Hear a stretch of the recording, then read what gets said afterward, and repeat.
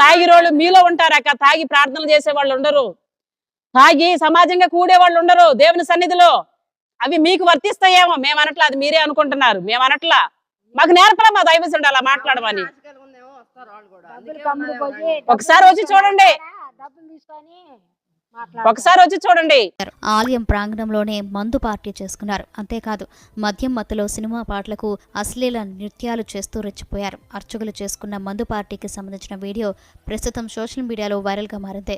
ఆలయ అధికారి ఫిర్యాదు మేరకు వారిపై కేసు నమోదైంది. ఈ ఘటన తమిళనాడులోని చోటు చేసుకోగా భక్తులు మండిపడుతున్నారు. విరుదునగర్ జిల్లా శ్రీవిల్లి పుత్తూరులోని ప్రసిద్ధ పెరియా మరియమ్మన్ ఆలయంలో 28 ఏళ్ల తర్వాత జూలై 2న పవిత్ర కుంభాభిషేకానికి ఏర్పాట్లు జరుగుతున్నాయి. ఈ నేపథ్యంలో ఆలయ సలహా అర్చకులు గోమది వినాయకం, వినోద్, గణేశన్ ఆలయ ప్రాంగణంలో మద్యం తాగి సినిమా పాటలకు అసభ్యకరంగా నృత్యం చేశారు.